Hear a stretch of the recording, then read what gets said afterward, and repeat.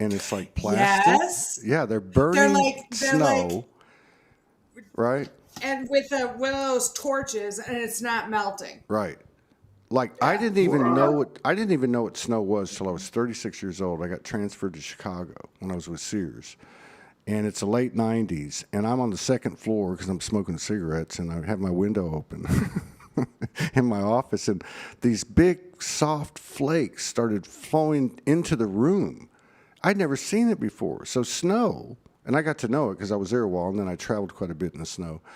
But real snow is like really soft. It's like really, there's no density to it. Now you can pack it, but even if you pack it and you put a fire to it, it's going to burn. It's going to melt like a candle wax. But these people are, taking snowballs and they're burning them, and they're not fucking burning. They're not melting. They're like not plastic. melting. Nothing. Yeah. I know. Do they know what they're made of? Has anyone figured out? It's It's the the shit snow, that they're you know. doing Oh, the chemtrails. The yeah. chemtrails are over. Like, people have been taking photographs of the sky for days and days and days. Like, this storm has been predicted for so long, it did not do what it said. And people Right. have been taking pictures of the sky, and there are chemtrail streams everywhere. Well, there's two videos out by two different people that when the storm was starting to come in into the northern United States, and I forget what town it was. I think it was south of you. I think it was like, or not the town. I think it was like Virginia, North Carolina area, like Tennessee, like that part of the latitude of the earth, right? And so the storm was coming in. It wasn't quite there. It was just on the very edge, and you could even see it in the horizon. And there were these helicopters that were flying low that were spraying something in front of, there was 4 of them. They were in formation and they were spraying this stuff. So I don't know. Well, But I don't know either, because Tarot by Janine, you know, Janine Morigeau, she's been reading for I don't know, a year, that what is in the chemtrails is no longer toxic, but like what everyone's doing to the snow and everything is, and like all the weather around the world, I don't know, it kind of feels like it's toxic to me. And Lindsay and I were just talking because of this headache that I have. And she's like, coconut water, it's like a gift from God. And she's like, because they're spraying us milk. with some shit right now. I know. That's I get it off the trees here. Oh, shut up, Todd. But the thing is, I believe there's a direct relation to our internal transformation, which is a multifaceted thing, like emotional, and there's certainly physical. This transformation, or however you put it, to crystalline or to light body or to lighter density, I don't know, but I think it's us. I think they put the fear porn out there. They said the storm of the century is coming, okay? And people are like, man, this shit just ain't going to fly anymore, No, so it's not flying. Right. Well, I remember, what was it, last year? The 2 hurricanes kind of back to back, night to night in Florida. Alex Zeck and his community, The Way Forward, we held this, worldwide meditation, and I know people around the world were doing it. And I'm absolutely certain that hurricane was diffused, was just knocked right down because of all the intention of us, of people. Yeah, I've seen it for years. Tom spoke about that. Go ahead. Yeah, Tom spoke about that. The power of unified thought and a single focus was how reality's manifested. So you can uncreate something with it. Absolutely, yeah. Yeah. Big time. My friend Sue, who you know, Gareth, Sue and a bunch of people that she used to do, spiritual stuffs or meetups with, they changed the weather and, stopped things that were coming or made them not as horrible as they could have been. I've seen it for years. I would say going back like maybe 8 years. 8 years. What year is this? Maybe even 10 years. 10 years. 2016. I remember storms coming and people were doing stuff like that. And you've heard that story. I don't know how true it is, but they talked about. I think it was in Thailand where they had all these children nationwide, wherever, whatever country it was, and they meditated at the same time on world peace, and somebody was measuring it. 'Cause you could measure that Yep. stuff. So, but Yeah. it's just not holding water anymore. And No. however you want to describe that, I was reading the comments on YouTube from your last show, and there was a couple of comments, and they were talking about the blend of the authenticity and how, I guess I'll put it in my words, how one was bringing this intelligence through his journey to the table, and the other was bringing real time, like what the fuck is going on? You know what I mean? But it's both. But one can't operate, alone. Without the other, alone. Well, I just mean somebody has to be feeding that monster in order for that consciousness to continue to have, an expansive influence. And we already know that it's being de-amplified. It's reducing. Well, that's how I understood what Gareth has been teaching me for 3 years, or sharing with me for 3 years, is like 1997 hit the 100th monkey. Enough of us chose that we're dragging everybody else along with us. Yeah. Right? So Yeah. yeah. Well, I'll let y'all get Power to it, number. but I'm glad to hear that have that little exchange, and yeah, I feel like as the days go by, whether we're conscious of it or not, or the level of consciousness we have towards the illusion and benign nature of everything that's been presented to us that created all this fear, and the reality is it's nothing but a thing. It's like dirt on my shoulder, right? Yeah, it's like nothing. Just don't I get know. too cocky, because you know how the universe works. It'll come back and kick Yeah. your ass real quick. True. All right. I'm checking out, and I will see you guys later. Don't worry about it. I'll be monitoring everything. Okay. Live comments aren't showing up for me here. I don't know if they are for Gareth, Click. but Yeah. it doesn't. Oh, well, I have it open. this is what I was telling you on the phone call, but you didn't understand me. There's that little chat icon. Just click it, Yeah. even if there's nothing there. Click it every now and then, like every 2 or 3 minutes, and you'll see, and it'll refresh it, and it'll pop up. I know. We have like 20 and there are none. Yeah, It's very funny. that is weird. You don't have Okay. them either, Gareth? I see them. I'm, Oh, wait, what did I do? I'm trying to. You see them on your end, Todd? Yeah. It's all right. Yeah, I'm yeah. fine with it. Yeah, I'm fine. It just distracts I've got- Gareth anyway. We can't have I that. can see the window, but there's nothing in there. I'm hitting the. Yes, I see the window and there's nothing in there. Yeah.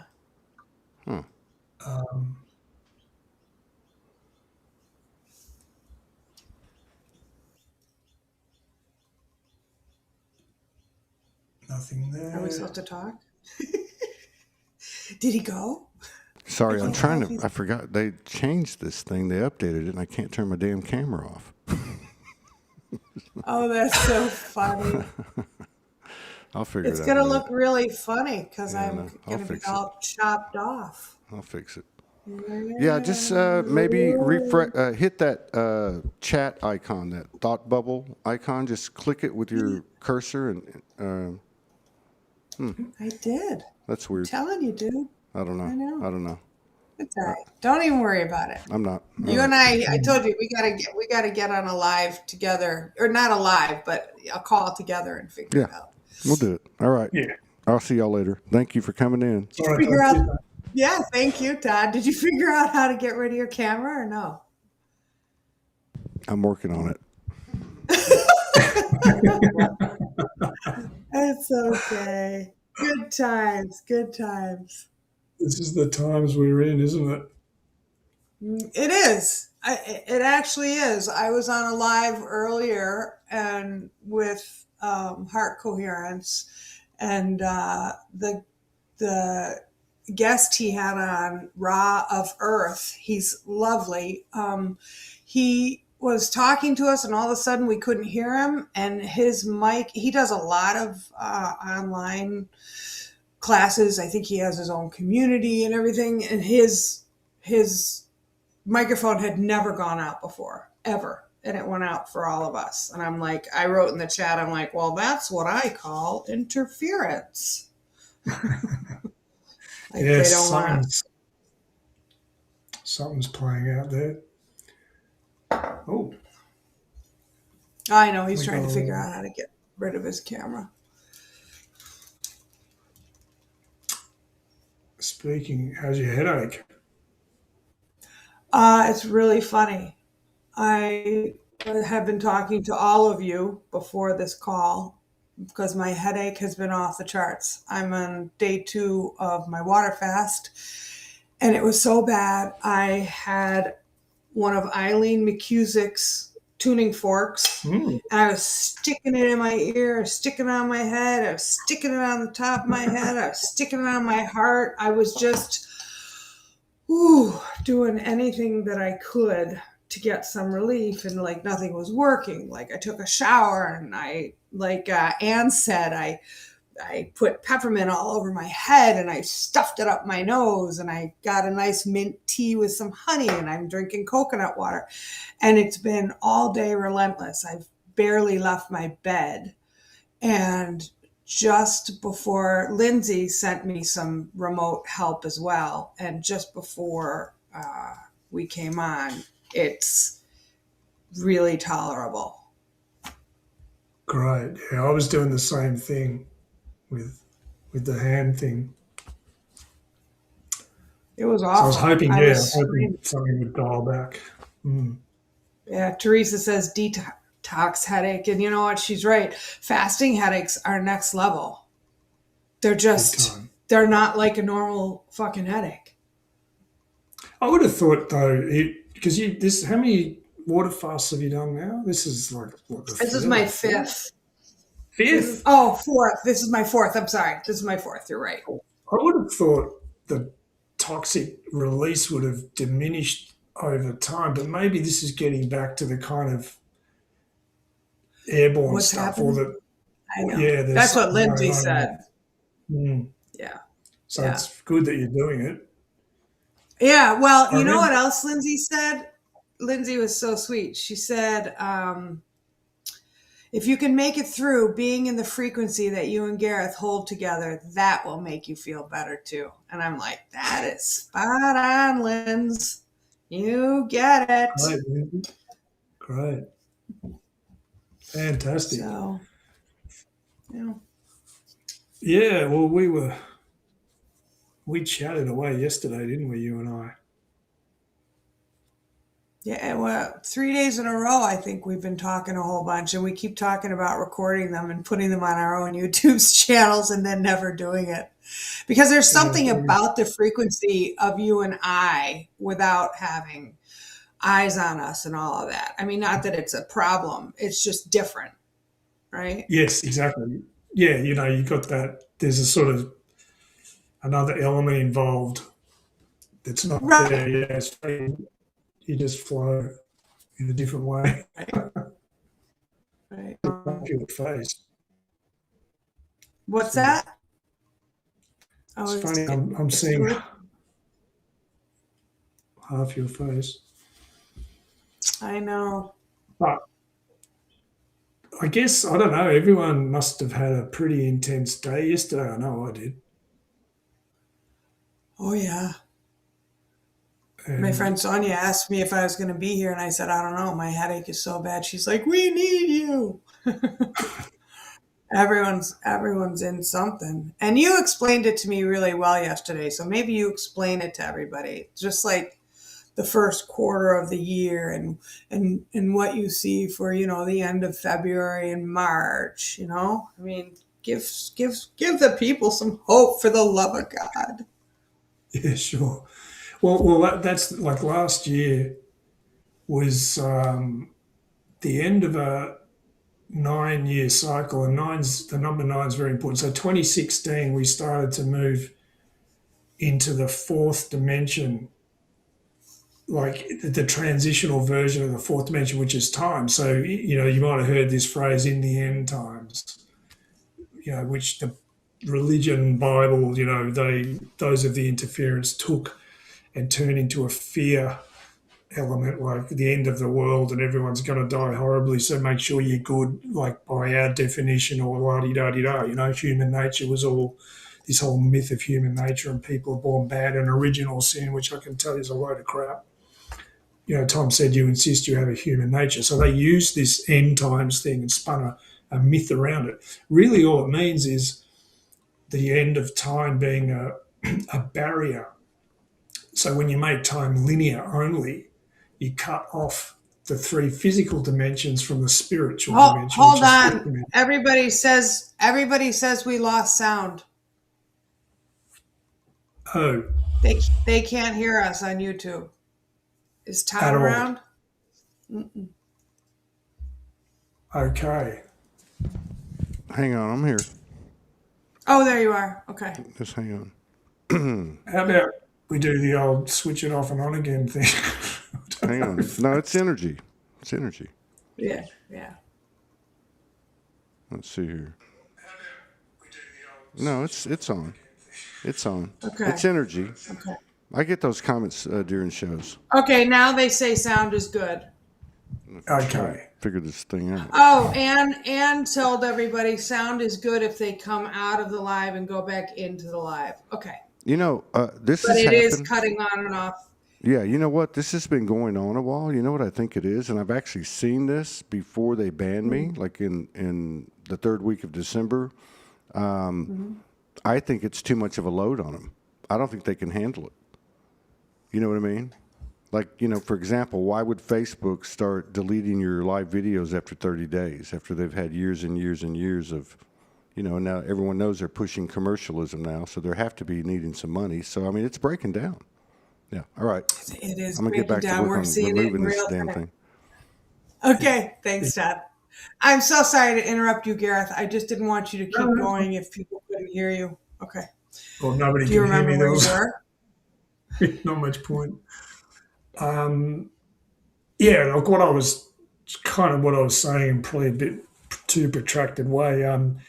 This is the end of a really important cycle. Was 2025, and of course we change to a new year actually around the 21st of February.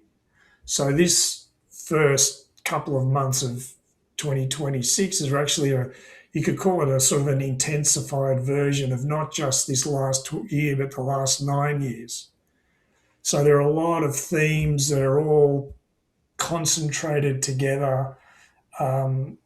It's like compressing the last 9 years into 2 months, but only because all the subconscious work that represents has been done, and what's about to change when we move properly into 2026 is the structure of that, what that change for the last 9 years represents, because so much of it was subconscious. Neptune's been in Pisces for the last 14 years, which is tough.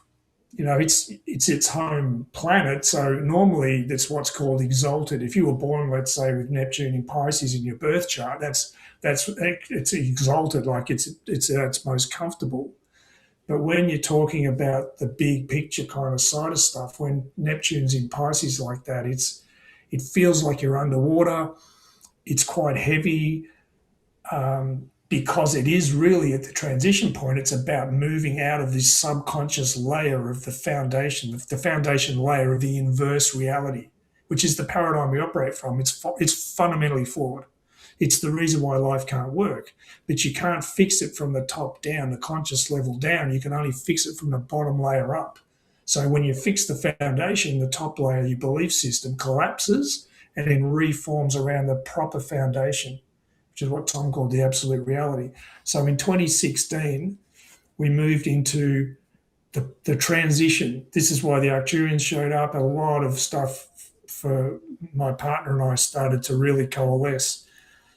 And that's because the fourth dimension was a barrier. It was set up as a barrier. So all life is 5-dimensional. That's why we have 5 fingers, everything is 5-sided. So spirit is the 5th dimension, time is the 4th. So it's a bridge between spirit and physicality. So they've done all sorts of things, those are the interference, to get spirituality and physicality out of the way. So for instance, academia and science has been removed from spirituality. So they don't connect. Whereas periods in Right. history Where like the they should. Renaissance, where they should, spirituality and physicality can't exist without each other. In fact, physicality comes from spirituality. So science won't operate correctly. They'll never answer the questions they're looking for without including the fifth dimension of spirit, because that's where everything comes from. So that's the Renaissance was a combination of science and spirituality in the correct order. So time in the 2016 started to become elastic because it's linear and non-linear. That stops it from being a wall, and it starts to allow the fifth dimension in. And then at a certain point over the last 9 years, the fifth dimension started to really come in. So this has been rearranging. If you're open to it, like if you're in the category of people who've gone, hang on, put the brakes on, things aren't right, this isn't right, what's going on? So you've been open to that process. So that's taken you into a pretty deep, quite heavy at times layer, which is Neptune in Pisces. It's what it's meant to do. Well, now at the end of March in 2025, Pisces moved into Aries for a short time, which is what's happening, which is what just happened yesterday. Right. That's extremely important. So it went into Aries for a brief time, for 2 or 3 months, and then it did what's called retrograde. It went back into Pisces from then until 2 days ago. The difference is when Neptune moves into Aries, suddenly the clarity comes back, the ability to move quickly, the ability to create action starts to connect. So all the work that was done that we aren't really conscious of, right now we've been in a compressed period of kind of like feeling like all of it again. But that's releasing all of the stuck energy in a very big way. So that as we connect with the astrology that's playing out right now, so that started with Neptune just connecting with Aries, and Saturn is going to join what's called conjunct, so right next to each other. They come within 4 degrees of each other. It's called a conjunction in astrology, which means their energies combine. Now, Neptune and Capricorn, Neptune and Saturn together is the twin flame. So all twin flame soulmates in the same layer that my wife and I are in. He's Pisces, she's Capricorn. And Neptune and Saturn are seen in traditional astrology as not kind of connecting very well. But that's a misunderstanding because Neptune is about illusion. So people can kind of get into delusions. Now, this is what we've gone through the last 9 years. What is this false paradigm? It's essentially a delusion. It's not correct. So we've been disillusioned is a real big thing. People hitting the wall, you get disillusioned. It's like, and that's probably been here a lot for a lot of people the last couple of months. This feeling of disillusionment again, that heaviness. Like no matter what I do, when will it stop? That coming up again. That's about breaking the illusion, the stranglehold of this illusion. Well, that's all about Neptune. Saturn's all about the structure. So things like the paradigm we live in, the society we live in, the physicality of everything. Now, So Saturn was in its heyday in the 90s, late 80s and 90s. Like Saturn was just jamming. in a way, but based on a false premise.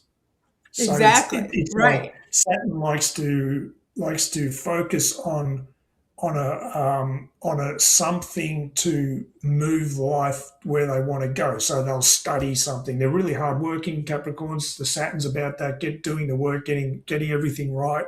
So in this false paradigm, you can tend to externalize that. So it might be a job or a career or a course or very money oriented, very physical, which worked to a point. But as soon as we hit 2016, that started to stop working because it doesn't come from the external, it comes from spirit first. That's all about Neptune. Because when we talk about the illusion side of Neptune, when you master, the thing is about physical reality is separation is an illusion, duality is an illusion. The entire universe is based on the illusion of separation. Right. So when you master the illusion of separation, and connect with structure. Now structure conforms properly in its right order. In other words, just like the feminine comes first, and the masculine comes from that biologically. All life is female, and then the mutation creates the male. So Consciousness I comes have first, then thought. I have a question about the illusion of separation. The illusion of separation isn't the inversion itself. It is so that God can experience itself in this multitude of ways. That's what the illusion of separation is. There is no separation, but we feel separate and unique and individual because this is God experiencing God in all ways, right? Exactly. That's Okay. that's everything is a single energy appearing as multiple versions. So it's like, well, the universe. Think of it's infinite. The form that one energy can take infinite form, and that's all we are. We are the way it was put. You might have heard this phrase: "That which knows all does not know all, and knows all." And those So are, yeah, the all yeah. it is knows everything, but it's like you know everything, but to experience what you know, you've got to not know it, so that you can step into the moment where you know it, and that's So not you possible come for the in, all it is. right. So you come in not knowing to then know. Like that's what the awakening is. That's Yeah. what awakening is. Right. Well, that's what Wow. we're born into a light space vehicle where we forget, in a sense, we forget the full. We forget everything because we're born into a body mind, which Tom called a receiver. So we receive each moment, this illusion of time and space. That's why this fourth dimension thing is so important. The illusion of time, what creates the illusion of separation is actually time, because you can have one moment and then the next. Then form can take on whatever form it takes. So the three physical dimensions come after time. So we step into not knowing who we are as from birth. Our heart But knows let me, everything, our heart knows everything. We don't know. So that's a but our big mind doesn't. misunderstanding that there's this veil. There isn't this veil. We're born with the heart knowing perfectly perfect, but then everything we were going to grow into knowing was inverted and distorted. Well, So what we're that's meant to what the do, so-called veil is. well, the inversion, yeah, I mean, what all it is you step into each moment and you directly experience the love of the all that is, but you can name it. So you get to form, you can put words to it. So you directly experience, gradually over time, your belief system forms around the direct experience of meeting life as it is. Your heart knows which direction to move in or what's important for your own trajectory. So you're born with a certain purpose. You come into this life for a reason. You want to experience a certain dynamic, and your heart knows that. So some things will spark and some things won't. So your heart connection is connected to the all it is. But your mind needs to put words to it. He said to me, it's important to name it. So your mind, all your mind's about is forming the word so that you can have the experience, direct experience. And that's what I saw when I was 2. Everything's one frequency, a single frequency, appearing as everything. And there's nothing to be or do. It's just about stepping into each moment and exploring all the form it can take. So you can put words to that. And you leave this vehicle having named it all that you need to know. So you form your belief, your paradigm forms around that. But what the inversion does is pull you out of that heart connection. As soon as you get pulled out of that by self-doubt, you're shocked out of that as a small child by doubting yourself. You can't doubt yourself and be connected to your heart in the same way. So now your belief system forms around correcting the imbalance, which never existed. It's an assumption that you aren't right as you are. So your whole It's belief system trippy. forms around fixing a problem that doesn't exist. I know. I know. But if that problem that doesn't exist has existed with us for 20, 30, 40, 50 of our this lifetime's years, that is some hard shit to get around. Yeah, Like, how it's do got we a do lot of. that? Like, I got off the phone with you the other day, utterly confused, And it wasn't your fault. It's seeing there's only one thing. This entire thing is one thing. So the treatment of you by someone else is you. But it's like, what do you do with that in the real life that you're living? This is what happens though, this is what reversing the inversion looks like, and this is what living life, had you not been messed with, looks like. It's just the intensity of the inversion and your history with it makes the same flow of life feel like, because it's all about reversing the inversion. But what the secret to doing that is to stay in that feeling and let the realization come to you. So you switch back on as a receiver, but you're receiving the answer to the question that is really important you get. So there's this part of you that's kind of really cares about it. That part of you that really cares about it isn't real. So there's a very direct reason why you're held in not knowing, because that energy of the past has to burn up. But the answer comes to you. That's why when I was on the phone with my a couple of friends today, one of them newly awakening and so many questions, and she's like, well, what do I do with this knowledge? What can I do that's healthy? And I was like, oddly enough, there's absolutely nothing for you to do. And it doesn't matter. And so and yet it's really important as well. And those two things coexist. Well, yeah. Well, that was one of the things with you and me. I say this to my mother. I say this to you. I say this really to anyone who will listen to me kvetch, is, lamenting and grieving my relationships with family, right? Like, apparently that's some next level shit I signed up for.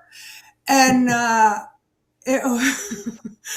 and I just can't seem to get over it. And I'm in this hurry within me for the truth to come out. And you said, why, Katie? And you were very calm. You were like, what will happen when the truth comes out? And what will that do for you when the truth comes out? And how will you feel when the truth comes out? And I answered you, and each time you were like, you're already there. I'm like, fuck off, Gareth. Stop it. You're confusing me. It's like, I just want my family to accept me. Okay, so they accept you. What will that give you? What's that now? What's that giving you? Or peace, or whatever words you come up with. Sure. Yeah. And that's the thing. It's the belief that you aren't there already, and the need for something outside you to change. They're in conflict with each other. It's just that the history of the inversion is all you've ever known, whereas the reality of the truth of who you are in life has been so squashed down that you've got almost no connection to it. So getting the balance back, that's why not knowing is so critical, and that's why Tom will always take you where you don't want to go. You want you say to life, like, okay, I'm done, I don't know what to do, please help. And then but still in your mind's eye, you've got this linear direction. You look ahead of you to the solution. I'm talking metaphorically, let's say. And you've got an idea of what that should look like, and suddenly, boof, you're turning left, like a hard right angle left. And it looks often very different. And that's because that's in the way of that. But you can't do it. The thing is, the solution isn't something you can do.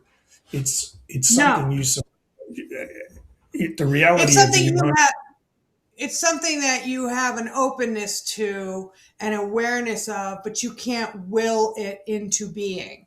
Because if I could will it into being with the things that I know and the higher perspective I have and the things I've done, I would be one healed woman right now. Yeah, But totally. then the idea that I'm not a healed woman right now is false as well. And I know that. So it's Yeah, just this infinite, ugh, like, that's when the am I going to get it right? but you lose, and there you go, right there. When am I going to get it right? It's so frustrating. Because I'm wrong. Mhm. And that's why, the thing a lot of people miss I think a lot of us kind of, we feel like we want it to be dramatic. We need the moments. And sometimes you can have pretty amazing moments on this path. But it's very easy to miss the importance or the full impact of an experience that you're having right now when you're having it. It can often be, you miss it. You're just in it. You know that, okay, the path of self inquiry, who's the one having this experience, or you're just open to, let's say that I like this one, I've gone to Christmas with my family, same old problem. I went there simply because I know I didn't want to go, and the me that doesn't want to go, I've heard, is the problem. I don't understand that. I haven't kind of really connected with it consciously, but what do I know? If I knew what I needed to do, it'd be all right. So I'm going to go with it. So this time, instead of going running away screaming from my family, why not? I'll listen to what Ramana said, or I'll listen to what some of these people have said, these enlightened people from history have said, and I'll go with it. I can't connect to why that's important. You go there and it's the same old, and you're just trusting that there's some purpose behind it, but you can't see it. It's not like some dramatic thing happened. But the impact of going there and the reason that you went there sets off a ripple effect because it shifted your trajectory. You went there wanting to know the truth instead of assuming you already do. And that changes everything over the long term. So what happens is there's a golden thread. You're not conscious of it for a while.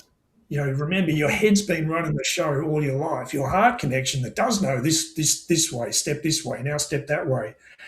Your head's going to work out why later there's no conflict. That mode of being is so alien to you, even though it's the truth of who you are and how life works, it's very alien. So it takes a long time to get conscious of it.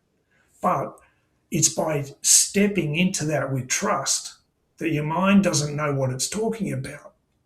Your mind conclusions don't know what they're talking about. There's another way of seeing this. So I'm going to hold that perspective while I let whatever's showing up be the help, even though my mind's telling me, what the hell, this is wrong, it's this again. I'm still going to allow that gap to be there. You'll find over time, you'll look back and see, wow, that Christmas day, I saw something that I didn't even realize I saw. I saw my uncle speak to my auntie, and the words he used, I didn't catch it at the time. But here I am 4 years later, and I just heard my cousin say the same thing to his wife. And I've been watching them for a while. And you know what? There's this common thread with my family. It's like we have this need to be right, or we can't back down. And then you connect that with your own experience with your parents. And you realize something you didn't see before, that had you not gone to Christmas 4 years ago, you wouldn't have gone through the trajectory necessary for you to get to that moment where you connect the dots. And that's So now the you're saying I should have gone to Christmas last year? oh, that's no. Well, yeah, I'm probably. kidding. I'm kidding. But your version of it, everyone's got the best way to go somewhere properly is to let life take you where you don't want to go. And Right. because And the universe doesn't want to go there. we have no reference for that in the world as it is because everything's been inverted.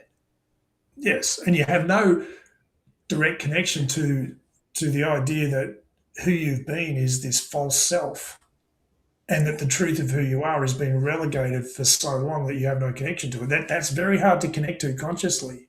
So you just take it on, you phone it in. You just take it on as, okay, I'll hear that, and I'll go with it. You just hear that, okay, I'm coming from the false self. Now, there's a way to work with that works, but it's all you've ever known. So again, being led through a process where you can start to de-energize. There's a lot of emotional energy caught up in it. Like I said, you've been through a lot with your family and friends and life, and a lot of it's unconscious too. That's why working with the subconscious is so important. You've got to release a lot of emotional energy, and there's a connection to going into a particular moment and that process of being burned up. But there's always a gap. There's always a gap, and that's the bit people can't tolerate. There's always a gap between the gap. Yeah.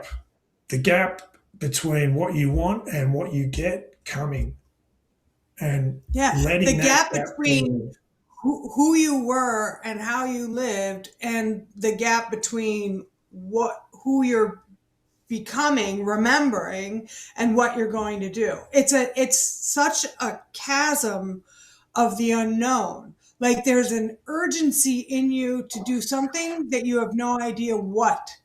And you're like, the way I describe it to all you guys is I'm rattling around in this house, not knowing my next step. But my next step is rattling around in this house right now. And not everybody, almost nobody can do that. Almost nobody. And I'm not talking about the ability, financial or whatever, to do that. I'm talking about the mind space, the capacity to do that.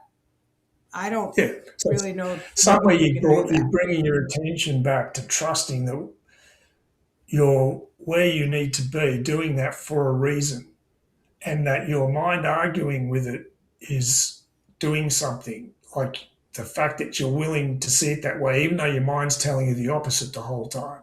It's breaking the stranglehold of something so that you can't move on from this unless you do it properly. In other words, if you try to escape rattling around in that house, you're only reinforcing the problem. But if you allow yourself to be there, it disconnects you from this false motivation so that when the time's right, circumstance, you don't need to change it. It changes itself. Something will happen. Something will come into your field and suddenly you'll be moving through a process and you'll look at it and go, wow, because that's the thing. There's nothing to do and no one to be. So the way to change your circumstances is to allow what you're in right now to be the help, and it's so trust comfortable that when the time's right, that your circumstances will be transformed by that fact, and that's exactly what happens. There's always a gap. Yes, and it proves itself to you. It proves itself to you because when I do nothing and then I do something that comes from an inspired energy instead of a should or a guilt energy, what I do from inspiration is light years better. So what I used to be able to, if there were a gap for me in the early 2000s, nah, that is unacceptable. But you could get away with it then. You could, you could drink it away, or shop it away, or party it away. You could away, and everyone around somehow. You, everything was the same. So there was nothing challenging. But now you cannot away it. There's no awaying this. And that's just going to get more so. Now, that gets back to what's been playing out over the 9 years, why we all feel the way we do in this first part of 2026. So that process is what's been happening basically since 2016, is this gap has been opening up because time has been changing. So our relationship to space, time and space are the same, has been changing. So our heads have been challenged. Our mind conclusions have been challenged. Our connection, our emotional connection to the things we've always done isn't working the same way. And that's because of what we've been in this last 9 years. So again, we're in this sort of compressed version of it all wrapping up. So just trust that wherever you're in, what's coming, your ability to see, to look back on the last 9 years or however, whenever you consciously connected to that process, your ability to connect the dots is coming, and it'll be a lot clearer for you. But the reason that's coming is because you've been in this place without knowing why or what. But you've recognized something's happening. Yes, and that's why non-doing is the new doing. Stillness is the answer. In the stillness, you hear God or source or whatever. Like that's what I said to them on the phone today. Is like, non-doing is the best thing you can do. Like, wait for the answer to come. Like you always tell me, don't tell life. We're not to tell. It's not natural that we tell life what it is. We allow life to tell us what it is. Exactly. And we don't have any perspective. We don't have any history. We have no reference for that. So we're the pioneers of this whole thing. And then the other thing I said to them on the phone, because they weren't really aware, one of my favorite things to say, because nobody wants to go there because they think it's low vibe or some shit, is that there is a very real they with a very real agenda. And so Lindsay was asking me, and she thought maybe we had addressed it on another call. But what's going to happen to those of the interference? And let me just tell you what I explained, because this is how I understood it, because you said I can't possibly know that, but this is how I see that. Like, those of the interference are essentially what the fallen one in the Bible is, right? Like, okay, but it's distorted through religion and Roman and Vatican and all that, and the devil, Lucifer. But the way I explain it really is how you explained it to me, is they severed their heart connection to the universe. So essentially they'll be reabsorbed, like basically repurposed energy, but not. Yeah. I mean, that's the best I can understand. Yeah, sure. And it's a tough one to get your head around. And look, firstly, how do you address the fact that it's all love and one, and there is no separation and peace and tranquility? Like, you can come back and you with this, on the one hand, with this thing about there being a they with an agenda, and the reason life on this planet is the way it is because they've been interfering with reality. How do you get the two to coincide? One of the key things in satsang that Ramana said is you can't let it go. All you can do is be willing to see it, and it will let you go. So when we turn and face that reality, it transforms into that first reality. So that's what's playing out. You can't deny that there's a they with an agenda, because that's just suppression. You can't use spirituality as a way to shunt off going through that process, because ultimately our mind conclusions that we aren't right as we are connected directly to that. Think of it as an extension. So if you're not right as you are, you've been creating this false persona. So our creative energy has been used to create this inversion. So they are a manifestation of that false persona. So by directly looking at it, you're looking in the mirror. So by allowing yourself to become aware of they exist in the same way everything exists. It's all an illusion. But there's a divine order to that illusion, and there's an inverse creation of that illusion, which is self-aware life creating it. That's the copper top battery analogy in the Matrix. Our belief system creates them the way they are. They need us to exist the way they are. So by willing to see it as it seems to be, but holding the reality that the truth is there is only one, you see through it. It lets you go. It transforms it back into the truth, which it was never a problem. There is only love. That's what I said to you. They're God. Yeah, go on. Well, the way Tom put their experience of this transition, we're just coming back to the truth of who we are, 4-5 dimensional. There is only one energy. So look at the name, those are the interference. There is a single frequency that everything comes from, that all light comes from. Humans, the word human is literally all the colors of the rainbow. So we contain all of the racial diversity of the galaxy in a single being, and we're the only race to have that quality. But it ultimately comes from a single frequency, and the entire universe comes from that one frequency. Then there's this what do you see? What's the first thing that comes to mind when you hear the word interference? Static. So it's like a discordant frequency. The only reason that can exist is because we believe there's a problem. So that frequency is the energy of us feeling we aren't right as we are. And But so it's perpetuated, right? exactly. See, this is the thing with free will. We have the power to choose that experience. So either you give your free will back to source, i.e., you recognize there is only one, and you surrender your free will back to that truth. It's what's called the choiceless choice. When you understand that it's all one, it's all love, why would you choose anything else than just to meet the moment as it is? It's a choiceless choice. But if you're afraid of being sort of wrong, you need to be something. Now you've got to control it. Well, that creates a distortion. Well, those are the interferences, simply the physical manifestation of our choice that we made in Atlantis.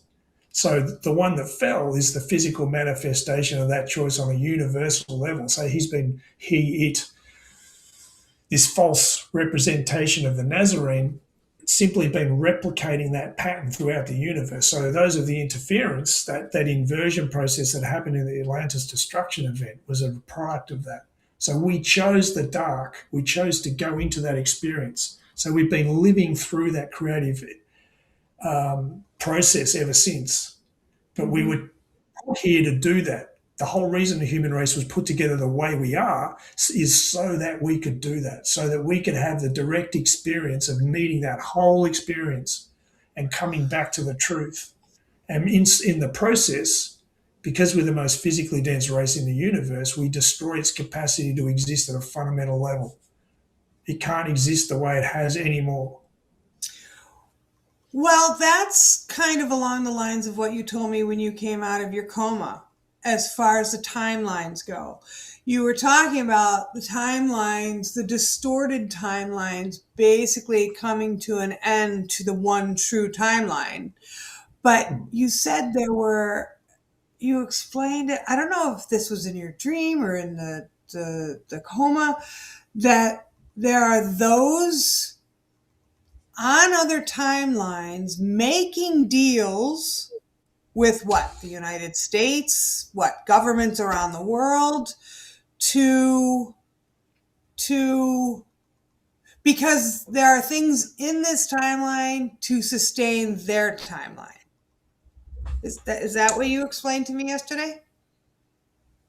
Yeah, well, that's like the concept of loosh. Sorry, I just read that message. My glasses are reflecting the light. I can't quite get the angle right.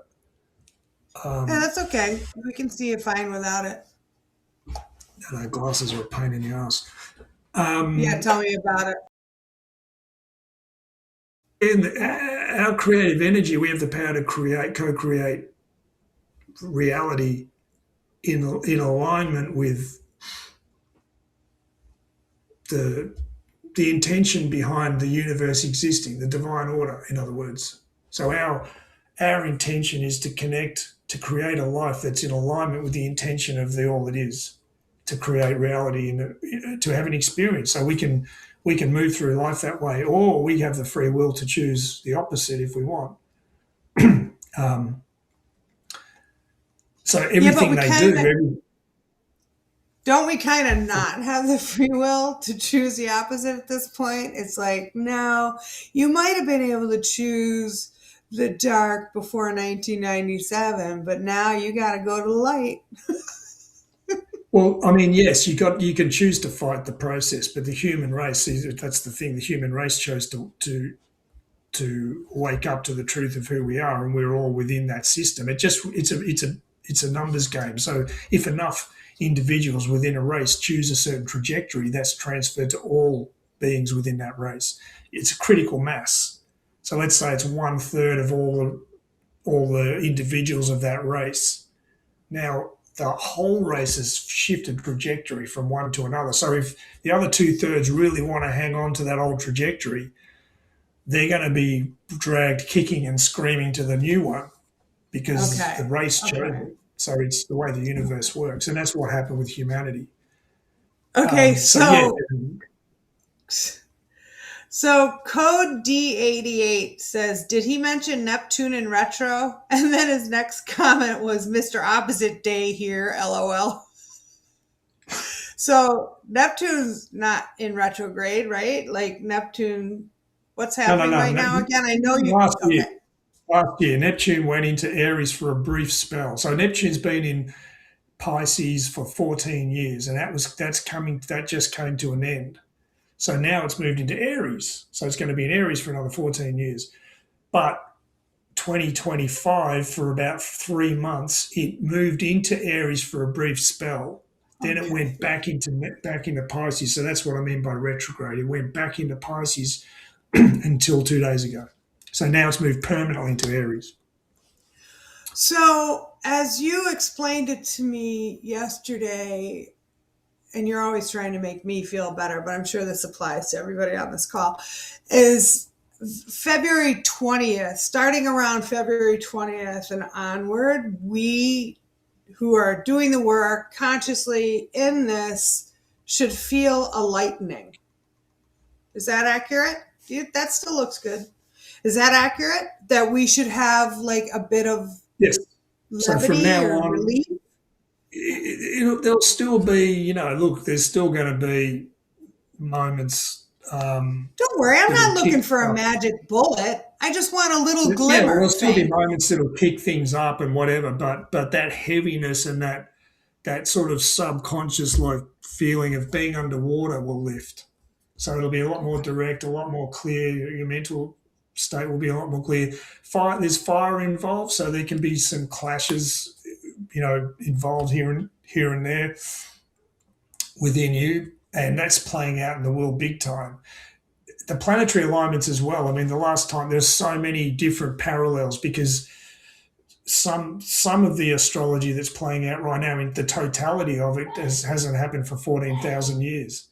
But there are other elements, like, for instance, the Neptune, Saturn, and some of the other parts. The last time that happened was during the Civil War in America. Yes, so you can see that playing out around the world right now. So this. Oh, and then go ahead. Well, that's where what happened during. See, this is what those of the interference always do. They spin the narrative. So during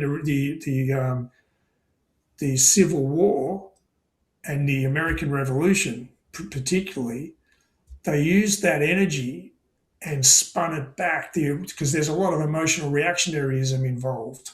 So they take the emotional reactionaryism and then sort of spin it back in a certain way so that they can take that transformative energy and use it to transform things on the outside, but it stays the same on the inside.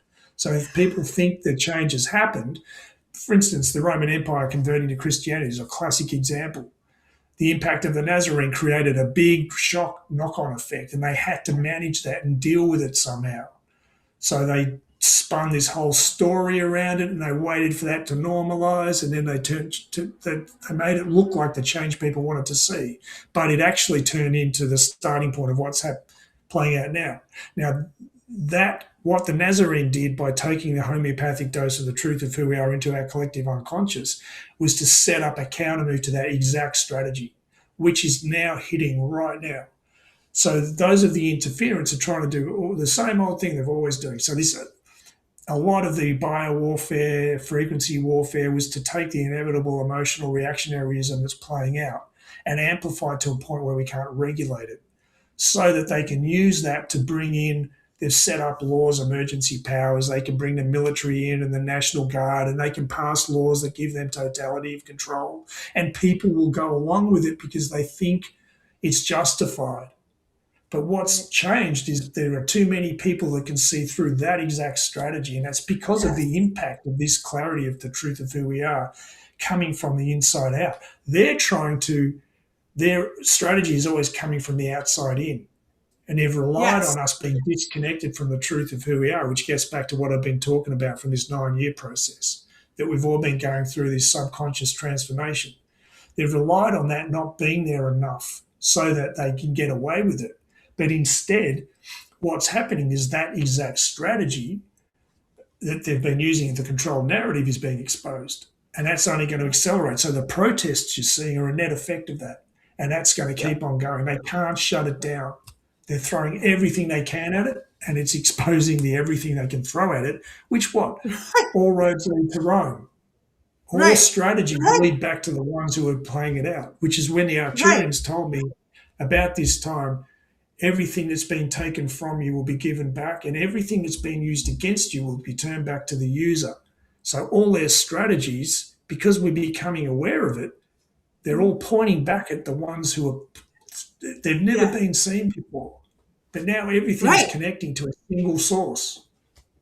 Right. And Bam. that brings me to a couple of things I wrote down, maybe inconsequential, but in 1776, you told me also that was the year Australia was found. So Australia and the US had, you know, like Directly connected. there are no mistakes, like everything is connected. And then I wrote down, man, like they've known how to play the game. We're just learning how to play the game. Right? They've known how to, they've had the advantage, but it, you know, they say it takes 2 generations to wipe out memory, right? And rebirth the history the way you want it to be told, right? Right. Yeah. So are you okay? Are you tired? You look tired. You're good? No, I'm okay. Yeah, no, I'm fine. Okay, cool. And then, oh shit, I was gonna say, that brings me to, well, Chase has a good question in the chats, but when you said they've never been seen, those of the interference, you said something to me, I swear to God, I had never heard in all the years we've been talking about the Council of 300 or the something of 300. Yeah. They are the on-worlders who facilitate with the galactics, the bad galactics, and the one who fell, right? Yeah. So there's the human side, and there's the ET side, right. The one that those of the interference. Yeah. So the Committee of 300 there's lots of names for them, but they're a very old line, goes all the way back to this old Atlantean age. They're a network of families. So the Medicis were connected to them. For instance, what did the Medicis do during the Renaissance? They hijacked it by funding art. So all art had to be about religious iconography. Yes. So they also gave the world organised crime through the mafia. So they were setting up a system that was going to make sure that what happened in the 1500s couldn't happen again. They were trying to shut civilization down. So they're behind all of this. Yeah. Yeah. Are they the 13 families that everyone knows about? There's a few names. Yeah, that kind of thing. Okay. I had just never heard them called the Committee of 300. So that was very interesting to me. And an end times satanic death cult, and a satanic end times death cult. And are they included?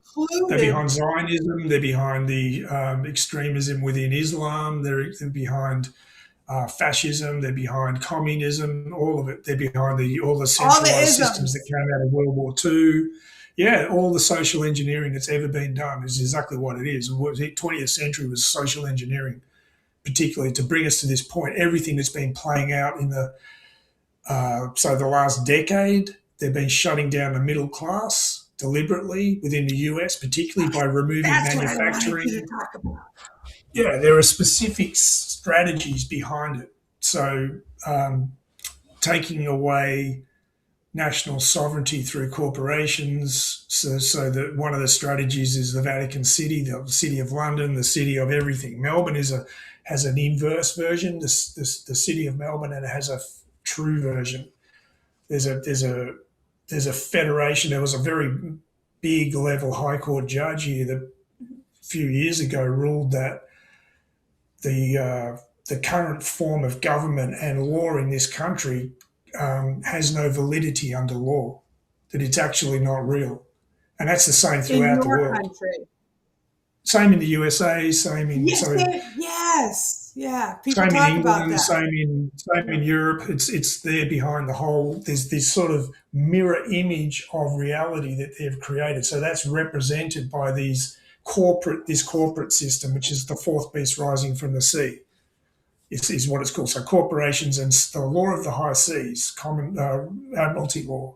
So that's represented by, that's why they've created this false America and this false Australia, etc. Every country's got this overlay, but Right. there's still the reality of common law, which is the law of the land, which represents our heart connection to the planet. It's the legal and structural framework. Remember Neptune and Saturn, the physical Yeah. structure of civilization that emanates from the divine order. So the legal system that comes from that is common law. So the physical structure of civilization, federation, is that. So it's a network of sovereign states that all come together for common good. Galactic Federation of Worlds follows the same principle. It's the reason they highlighted Shakespeare highlighted Rome, Julius Caesar, was that process that Rome went through from a federation to a totalitarian system. That's how they do it. So this Committee of 300 have been slowly behind the scenes creating Yep. that centralized system based on the corporate system and the law of the high seas, which disconnects countries from the constitution. But that hasn't completed. They're still not real. It's still halfway between. So they're caught halfway. They haven't finished the plan. And it gets back Look at to me the being fourth in a dimension. hurry. Pardon? I said, look at Which me gets being in a hurry. I'm like, only halfway. no. I mean, their plan is they haven't finished it. They can't finish it because there's still the original reality of the truth of who we are. The original reality of the truth of what civilization is still exists under the surface. They haven't completed the plan of getting us to Oh, choose by free will to disconnect it. That's what this okay. whole plan playing out right now is all about. That's why they're bringing digital ID in. It's why they're bringing in this digital economy. They're trying to get total control over everything, but they can only do it without permission. Otherwise, they're Yep. violating the law of free will, Yep. which they already So have. okay. So I misunderstood who was halfway. Okay. I'm glad. I'm good. Chase's question, that brings me to Chase's question actually, because it touches on the digital everything. She says, what is AI actually? Can we trust it? Are any actors involved? It feels like we are doomed with AI because of the people in power. How are we supposed to integrate it or fight against it? Oh, I don't fear AI at all. But anyway, you go ahead. Right version of everything, and an AI is connected to that. You need, if you're going to make an interstellar trip on a starship, AI is connected to that ability because you're talking about massive quantum calculations at a speed of light that a human couldn't make. So there's a role for it.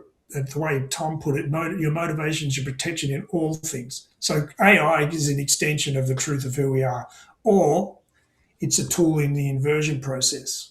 So yes, they're trying to use AI.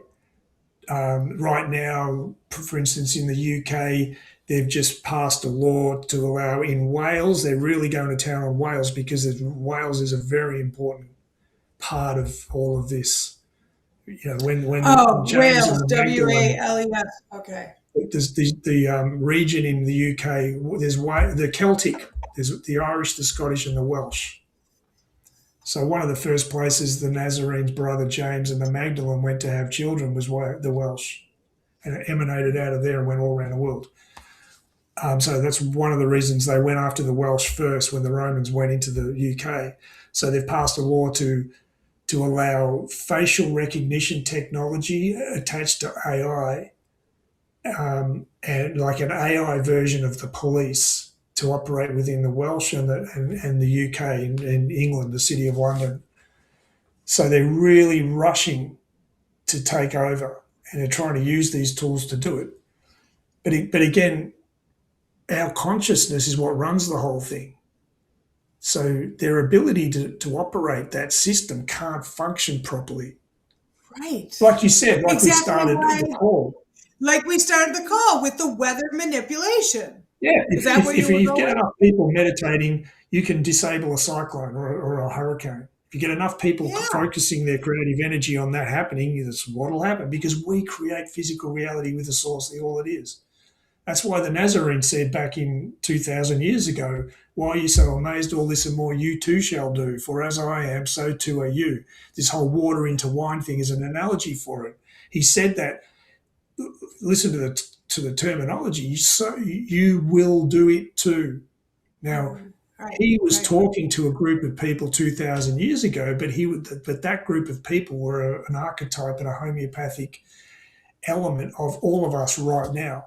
And that's what he was talking about. That's exactly what we're doing. We're because we're waking up to the fact that this is why it's so important not to try and spiritualize away there is a they with an agenda, because we've got to see through that to our own power that we were the ones that created it.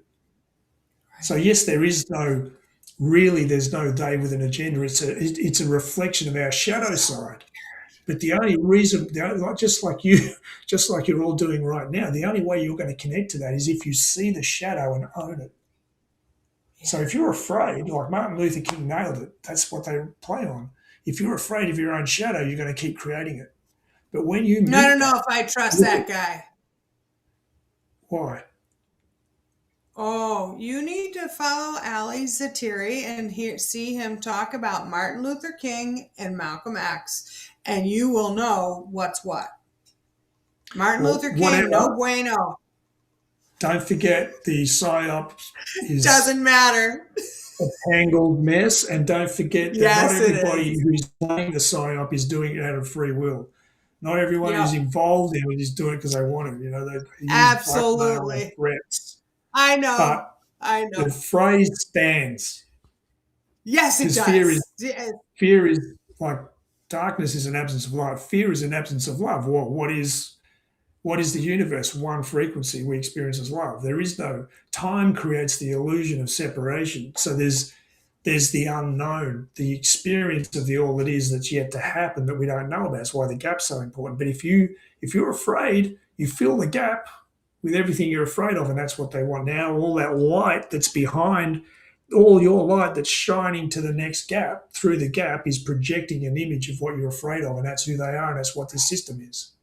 So when you're willing to see the system as an inversion of you and look it straight in the eye and pull all of this, name it all clearly, you completely disempower it. And that's exactly the same principle with meditating. Tom said we have asked and we have asked for unity. The truth is the human race could have shut this down at any point in the last 12,000 years. And we've had a lot of help to do it. But we keep coming back to this false paradigm. Well, that can't happen. That's not possible now. No, it's done. That can't happen. Yeah. We are making the transition. So Chase goes on to say, and did the people consent to facial ID? We also didn't consent to weather manipulation, but that doesn't stop them. How can we remove our consent?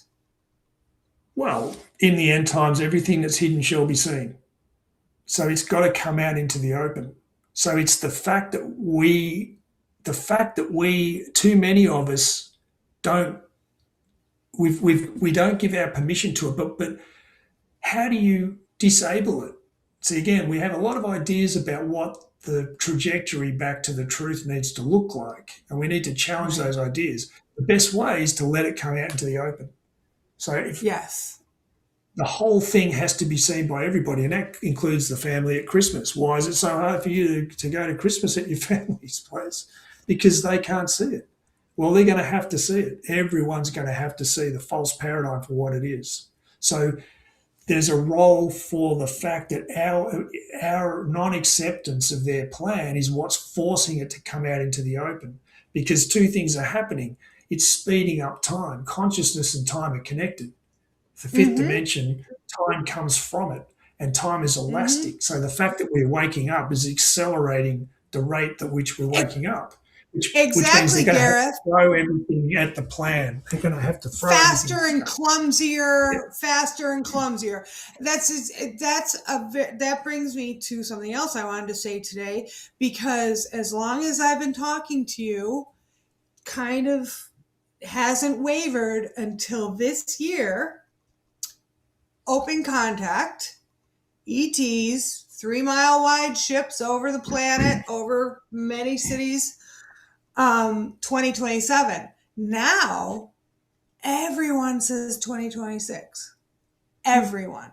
But that's because of the accelerated rate of those waking up, because they're making more mistakes in the clumsiness of their hammering us with all the unseen and seen weapons. It's just like making pop, pop, pop, pop. It's like popcorn. Like, oh, that one's awake, that one's awake, that one's awake. And so we've brought open contact even closer to us with our awareness. Yeah. Right? Now, I mean, okay. What does open contact represent? Whatever's required in the physical to make the free will choice manifest will come to you. So what does open contact represent?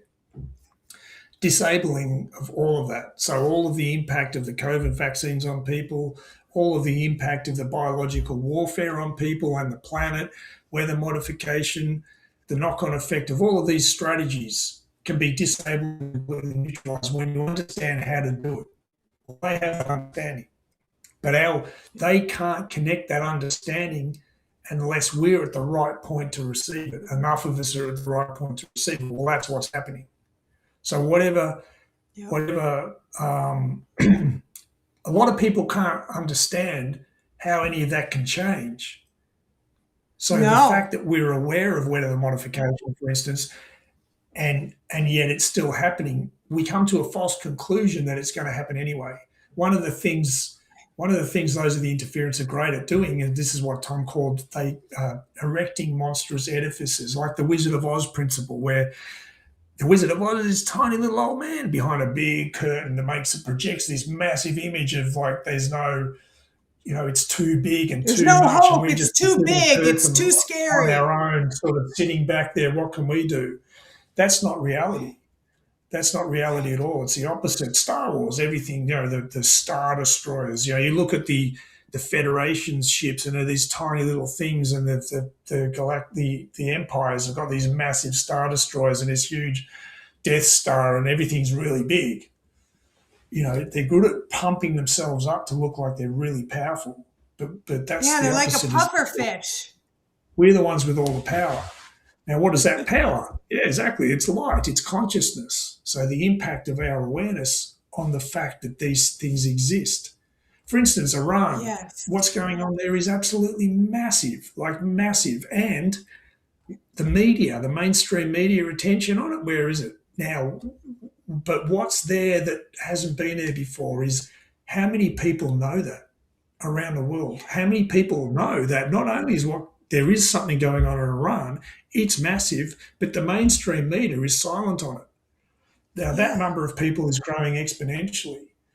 Well, what does that point out? The mainstream media is being used for an agenda.